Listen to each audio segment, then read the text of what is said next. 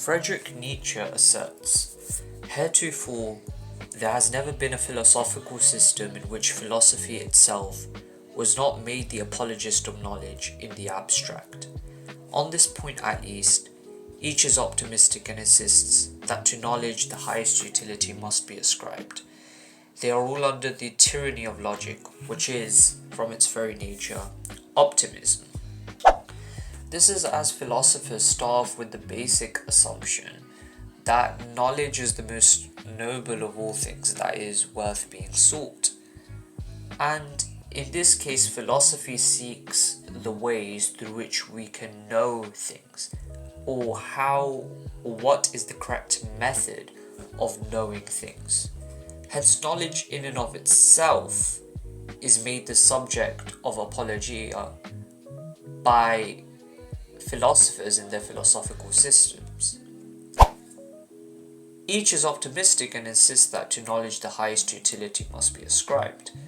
Friedrich Nietzsche demonstrates here that philosophers, on the contrary, whilst they are simply projecting perhaps their own beliefs and their own viewpoints, they will portray it as knowledge and will ascribe the highest utility to this knowledge, even if it's simply their own dogma. They are all under the tyranny of logic, which is from its very nature optimism, as it is an optimistic assumption that the world operates under strict logical rules by which we can understand reality. The claim may be that logical rules are simply us projecting how we think the world should work on a very rational, legalistic basis. But the reality is that the universe does not necessarily follow these strict legal codes. Reality simply is. There's an incredible level of complexity, nuance, randomness, and chaos in reality, which cannot be explained simply by pure rational laws.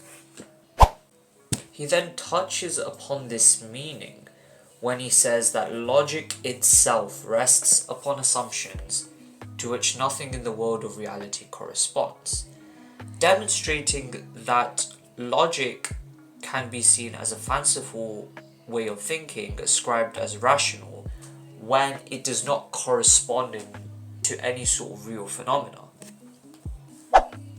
Of course, those who accept classical philosophy, metaphysics, and logic may respond that these laws of logic aren't superimpositions or projections by us onto the world.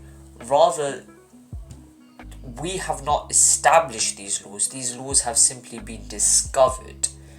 And these laws are simply describing the rational rules that are found within the mind. And the world operates within the realm of rational possibility and not within the realm of rational impossibility, because the mind cannot conceive of something existing in the first place that isn't either rationally possible or rationally necessary.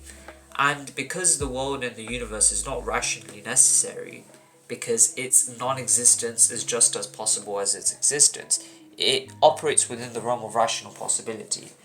Hence, the chaos and the randomness that we see are fundamentally rationally impossible.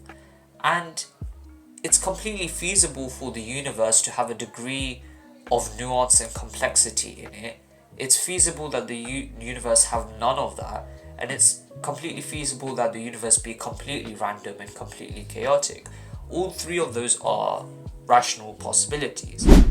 However, the mistake that people may then make is they project what they would deem as the most rationally suitable model and project it onto the world, rather than understanding that the real world fundamentally already operates within the realm of rational possibility, and hence the way that the real world does operate is fundamentally rationally feasible, and it does not require us to project our own supposed rational frameworks onto the world. For example, some have assumed that man is inherently good by his nature. Others have assumed that man is inherently evil by his nature. Some may say that man is or possesses both good qualities and bad qualities inherently. The reality is that all three of these possibilities are rationally possible. It's why we can understand that those things can exist in the first place. If they were rationally impossible, we wouldn't even conceive of their existence being possible. But within this rationally possible framework, we see that one of those possibilities occurs within the real world, or it is manifested necessarily within the contingent world.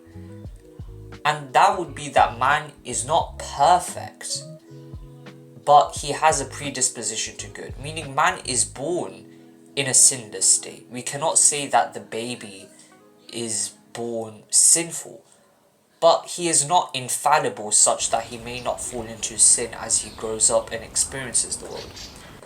This, of course, is perhaps the reality, the ground reality, but what other thinkers and other ideologies may get wrong is they will take these other rational possibilities, such as that man may be inherently good or man may be inherently bad, and then they will superimpose these onto the material world or the outside world, ignoring the fact that this reality, that man perhaps is not perfect, but neither is he necessarily sinful.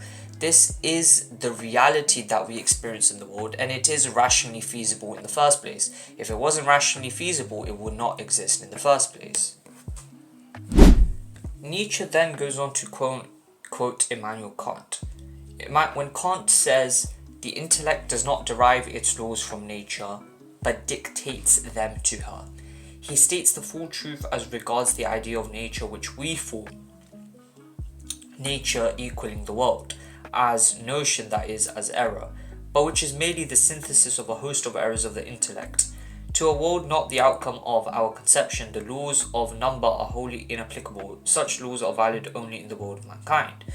This points out once again this fact that, well, it seems that we are superimposing these laws and not understanding the world for how it is. However, like I explained, the world fundamentally operates within the framework of the rationally possible, but only certain rational possibilities are manifested as contingently or normatively necessary in the real world, and hence we only experience a few rational possibilities that truly do exist, not all the other countless other rational possibilities that don't exist. Furthermore, it's important to note that these intellectual or logical truths, or the a priori first philosophical principles upon which we base our worldview on, are important as we cannot think about the world in terms other than these. They are self-evidently true in and of themselves. And it's interesting to note that Immanuel Kant himself falls into this error.